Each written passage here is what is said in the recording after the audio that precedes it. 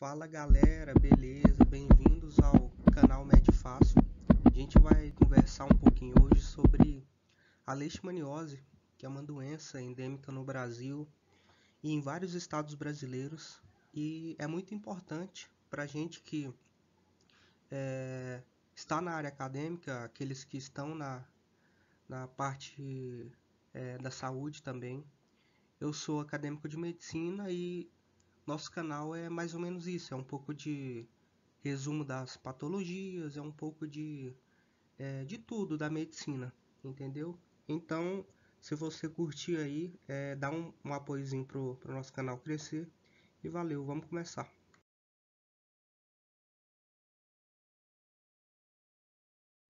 Então, galera, eu trouxe aqui algumas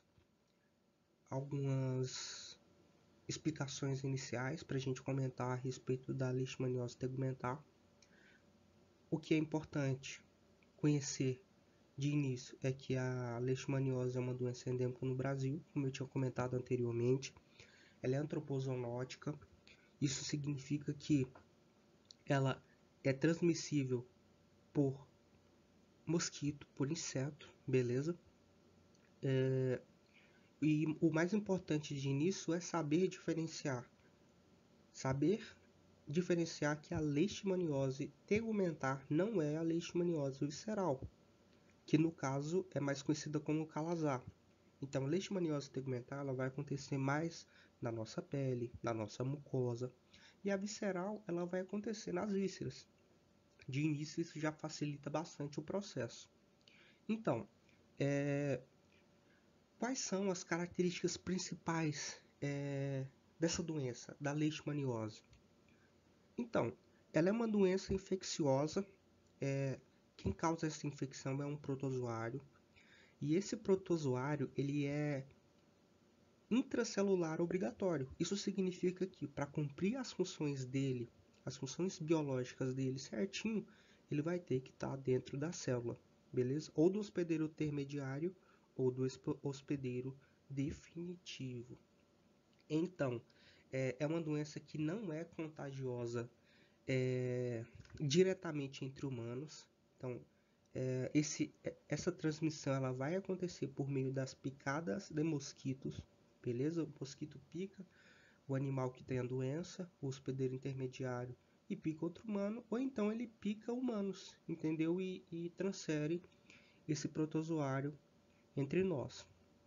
E assim, é válido lembrar que essa é uma doença muito marcante em muitas regiões do Brasil e que até hoje algumas dessas regiões calejam pelo passado que a leishmaniose deixou, beleza? Essa parte aqui da etiologia, ela é um pouco chatinha, mas ela é muito importante para a gente conhecer quem causa a doença, né? Que é o famoso agente etiológico. Então, assim, esse protozoário causador da leishmaniose, ele faz uma reprodução chamada de divisão binária, muito parecida com a divisão das bactérias. Quem não conhece, dá uma olhadinha depois, dá uma pesquisada que é bem interessante, ok? Então, esse protozoário ele vai se encontrar na ordem dos Kinetoplastido, beleza? A família dele é a Trypanosoma, que é a mesma família lá do Trypanosoma cruzi, se você já conhece lá da doença de Chagas, ok? O gênero dele, no caso eu vou possuir dois gêneros e alguns subgêneros, beleza? Nós temos o gênero Viana, beleza? E dentro do gênero Viana nós temos os subgêneros amazonenses e guianeses. E nós temos também o subgênero Leishmania, que no caso tem o subgênero brasiliensis, ok? Então assim, esses protozoários eles podem se apresentar na forma de promastigotas, que no caso são flagelados, ou amastigotas, que nesse caso são aflagelados, ok? Então assim, a forma promastigota flagelada do protozoário, ela vai se desenvolver de forma extracelular. Isso é importante. Guarda isso aí. A forma promastigota do protozoário, ela vai se desenvolver de forma extracelular. E isso vai acontecer lá no tubo digestório do mosquito. Já a forma amastigota, ela vai ser aflagelada e intracelular obrigatória dentro do ser humano. Isso é muito importante para a gente conhecer o ciclo patológico da doença.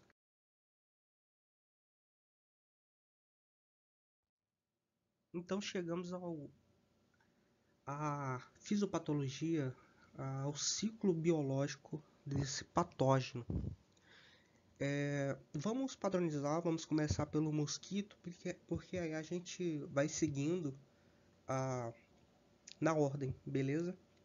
Então, o mosquito ele vai picar o ser humano e vai injetar promastigotas na nossa corrente sanguínea. Então, beleza, nós temos lá os promastigotas andando na nossa correntinha sanguínea, até que ele encontra um macrófago chamado de estirócito.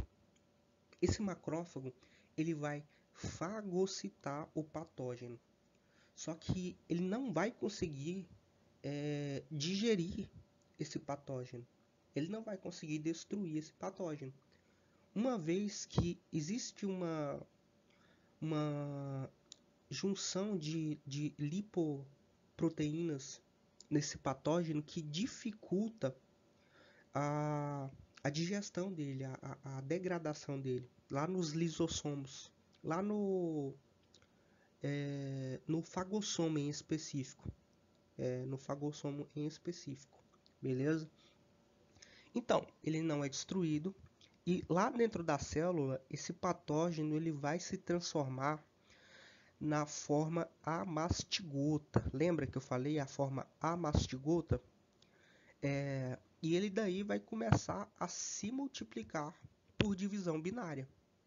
Essa divisão binária é como se ele partisse ao meio e gerasse outro protozoário, outro patógeno, beleza? Então, o que aconteceu? Ele se dividiu, cresceu, se dividiu lá dentro das células que ele infectou. Posteriormente, o que vai acontecer? Essa célula ela vai explodir, não é? Ela vai explodir. Então, o mosquito hematófago ele vai se alimentar desse sangue que contém os amastigotas. Então, o que vai acontecer? Ele vai se alimentar dos amastigotas e dentro do mosquito vai acontecer um processo de transformação desses amastigotas em promastigotas. Entendeu? E depois desse processo, o ciclo vai continuar. E o mosquito vai picar o ser humano, ou hospedeiro intermediário, que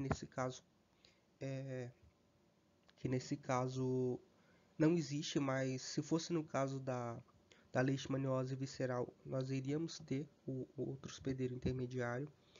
Então, esse mosquito vai picar o ser humano e nós iremos possuir a forma promastigota desses protozoários e assim irá se desenvolver a patologia.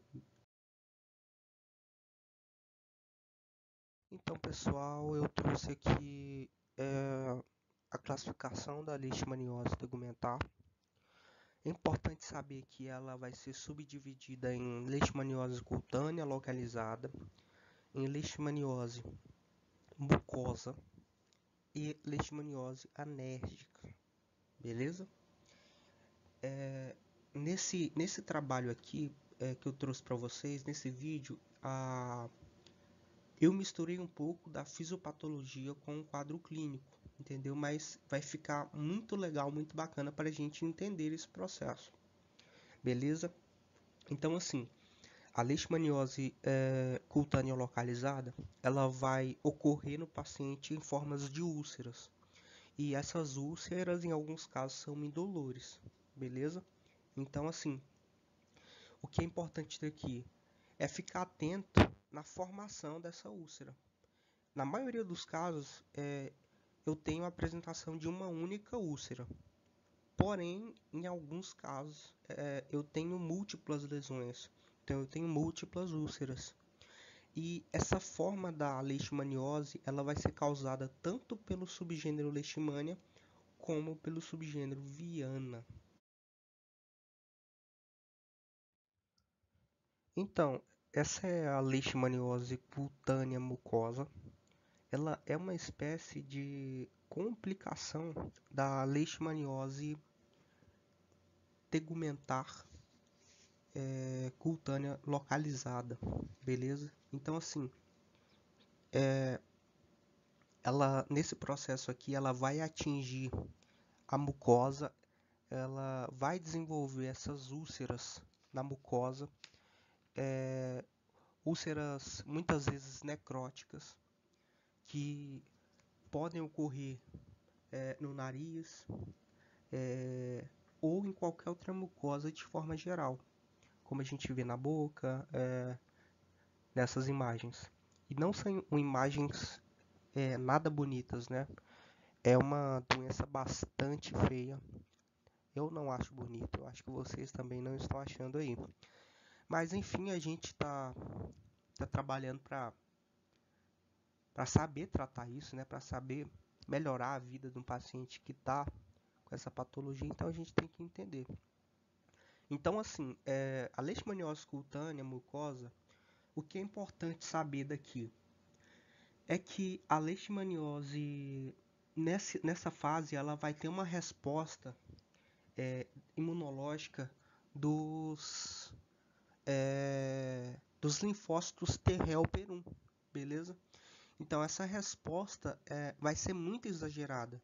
Os linfócitos T helper 1 vão tentar destruir esse patógeno, vão tentar acabar com esse patógeno, e essa resposta exagerada é que vão provocar essas úlceras e vão provocar essas regiões necróticas na mucosa do paciente. Essa aqui é a leishmaniose anérgica difusa, como eu tinha comentado. Essa aqui é uma forma um pouco mais agressiva da doença.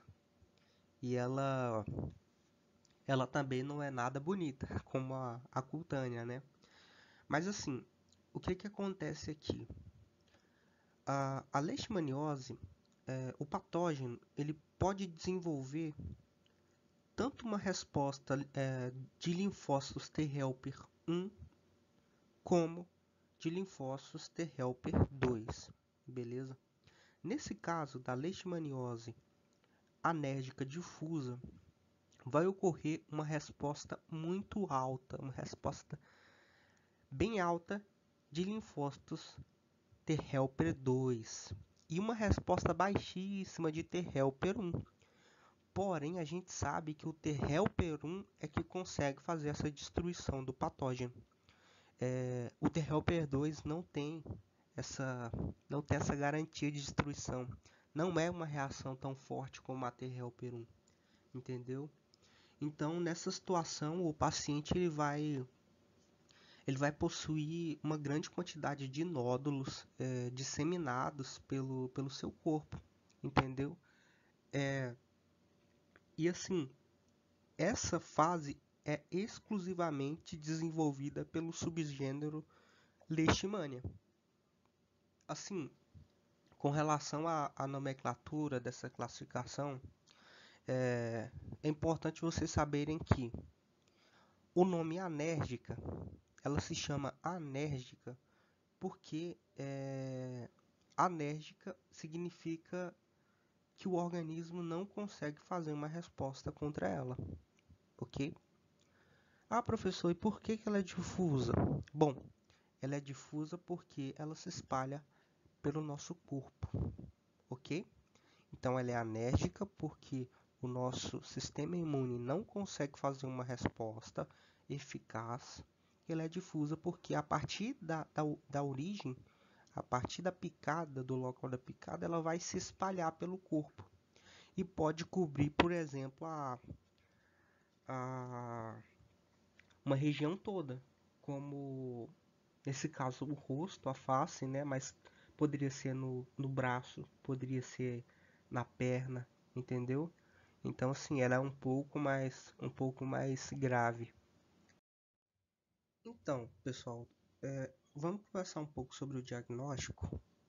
Eu trouxe aqui alguns exames que facilita a investigação da leishmaniose, que dá para a gente chegar ao diagnóstico da patologia, beleza?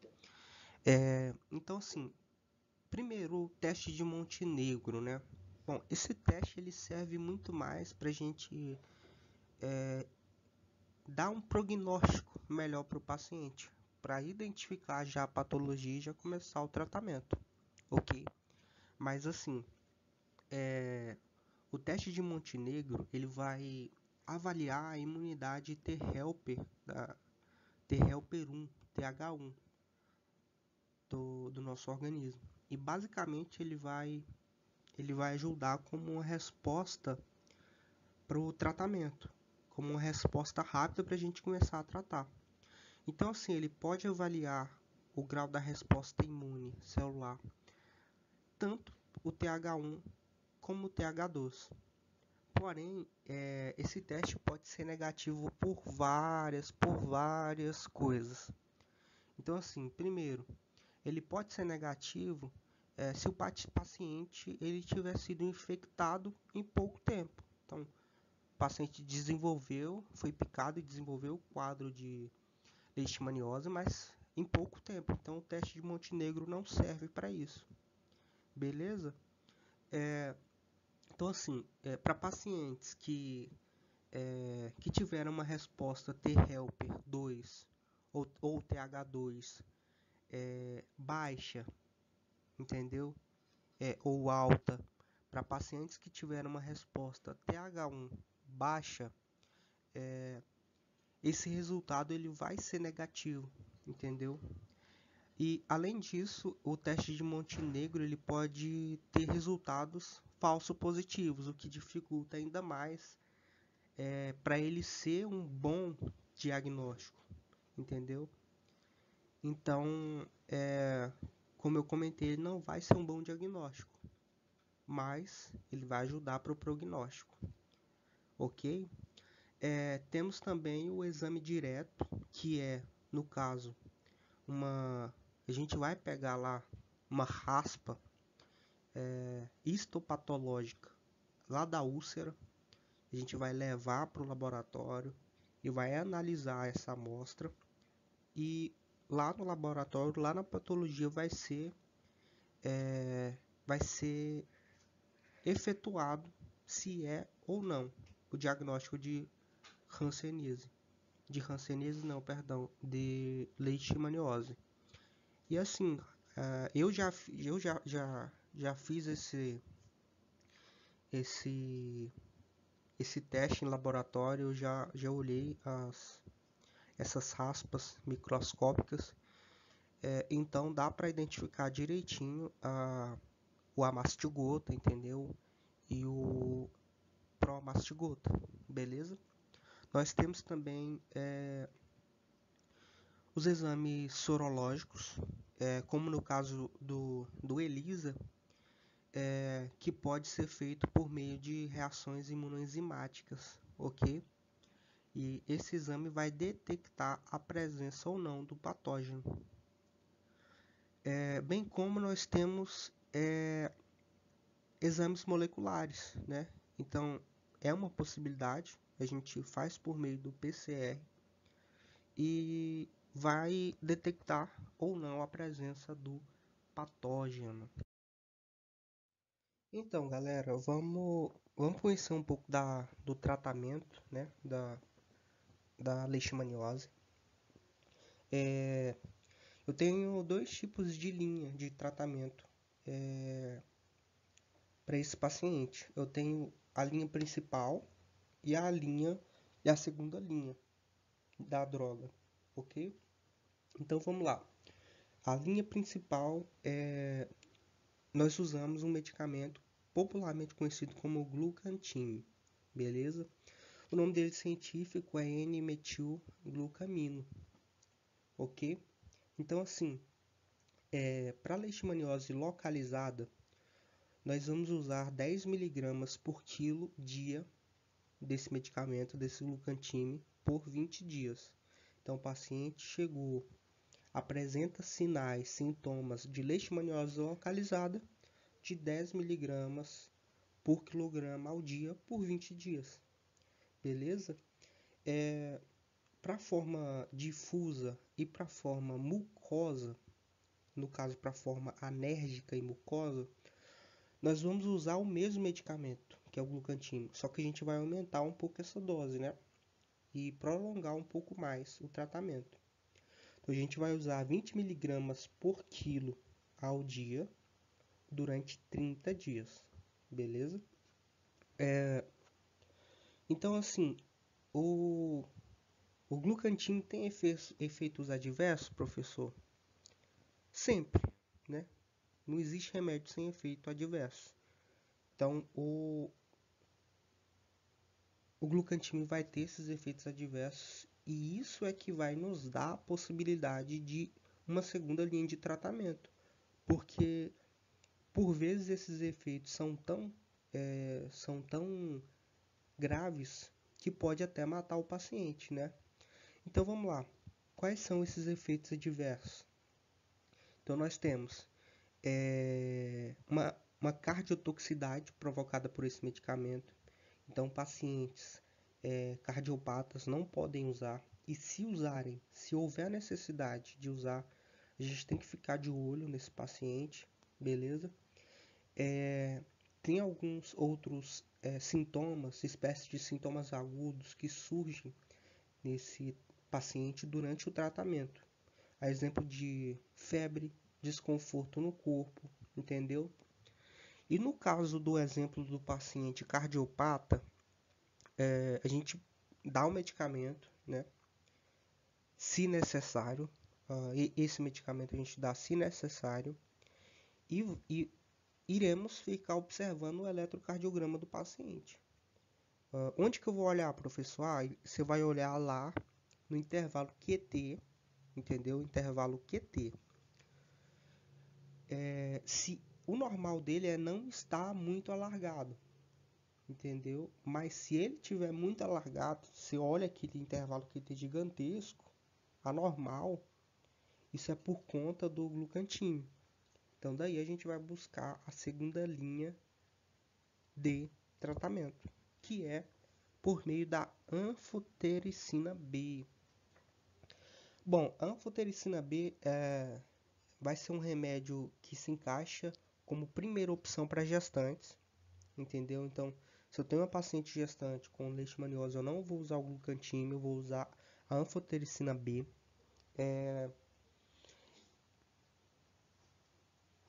No caso da sua posologia, nós iremos usar 1 miligrama por quilograma ao dia. Eu posso fazer diariamente ou em dias alternados esse medicamento. No caso, para essa dose para pacientes com leishmaniose da forma cutânea, eu vou usar de 1 a 1,5 gramas da dose total.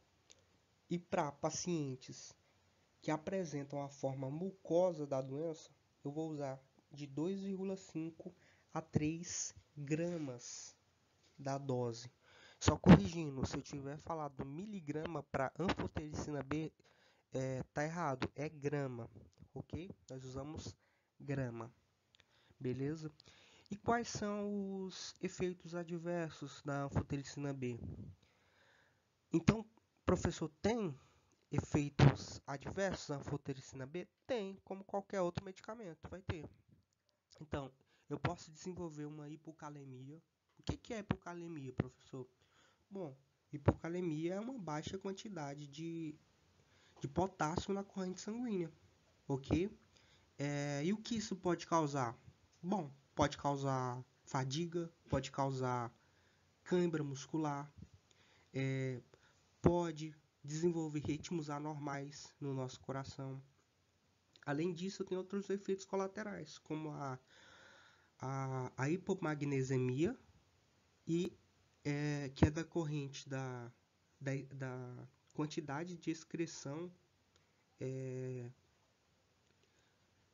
ou absorção do magnésio. Então, a anfotericina B ela vai interferir na absorção ou na excreção do magnésio.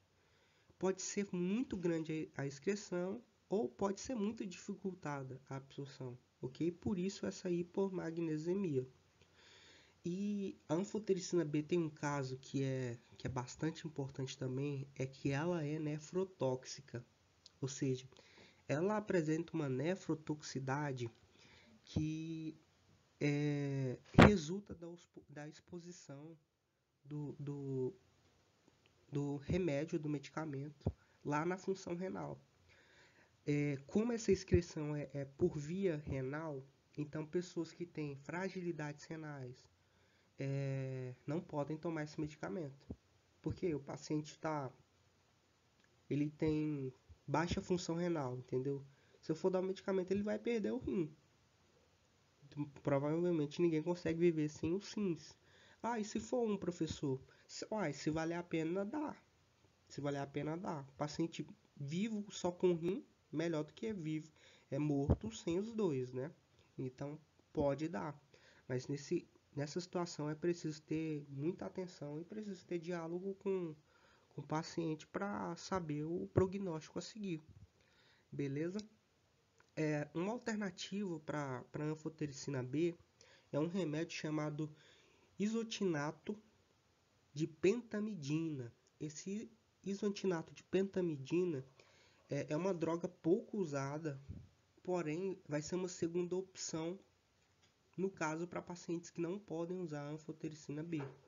A posologia dele é de 4 mg por quilograma dia, ok? E eu posso usar ele de 2 em 2 dias. A dose máxima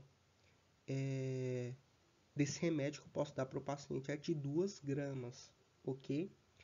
Os efeitos adversos desse medicamento vão ser a hipoglicemia ou uma hiperglicemia e também uma nefrotoxicidade, como no caso da anfotericina B, beleza?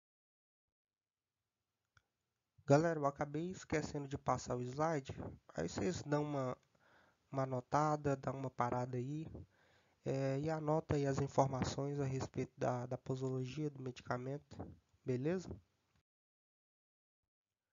Então, vamos finalizar a nossa aula com uma boa revisão. Eu coloquei aqui alguns pontos importantes, alguns pontos chaves que a gente deve lembrar a respeito da leishmaniose e que a gente tem que carregar no nosso dia a dia porque são importantes ao receber um paciente com leishmaniose.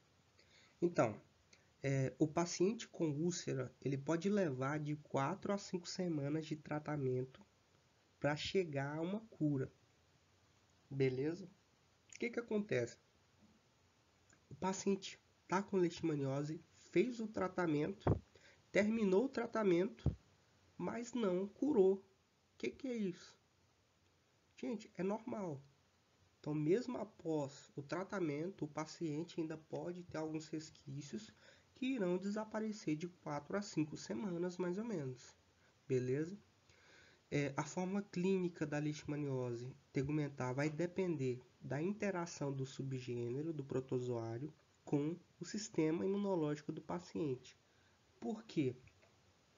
Porque isso é o que vai definir a leishmaniose, gente, entendeu? Lá na leishmaniose mucosa, vocês lembram que eu comentei que a resposta imunológica vai ser especificamente de linfócito T helper 1? Vocês lembram disso? E o que causa a, as formas clínicas dessa reação da leishmaniose? Bom, o que causa é exatamente a resposta exagerada do linfócito T helper 1 ou TH1, beleza? E da mesma forma lá na leishmaniose anérgica difusa, eu tenho a resposta TH1 muito baixa, entendeu? Eu tenho uma resposta TH2, mas a TH1 é bem baixa. Então vai gerar as características anérgicas, né? Que é espalhada e difusa pelo nosso corpo. Então, o diagnóstico da leishmaniose é clínico e laboratorial. Então, não vai depender lá só dos exames, entendeu? A gente tem que saber uma boa clínica, tem que prestar atenção direitinho nessa parte, porque nós iremos dar o passo inicial. A clínica, ela é soberana em qualquer situação, então ela vai ajudar a gente a levar para o laboratório, fazer o exame para analisar se é realmente o patógeno da leishmaniose, beleza? A respeito do teste de Montenegro, que é um dos testes usados para diagnóstico, o importante é que esse teste ele é muito bom para nortear o prognóstico.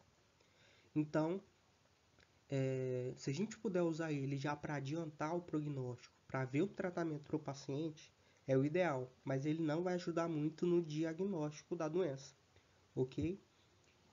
E por último, e não menos importante, o tratamento para leishmaniose possui várias reações adversas e é importante estar atento ao quadro do paciente e os efeitos adversos do remédio. Isso é, assim, imprescindível. É preciso estar atento para saber qual é o desenrolar da doença, se está evoluindo de cutânea localizada para cutânea mucosa, entendeu? E além do mais, no tratamento é imprescindível ficar atento aos efeitos adversos dos medicamentos. Então valeu aí, muito obrigado pela atenção e lembra sempre, medicina é fácil.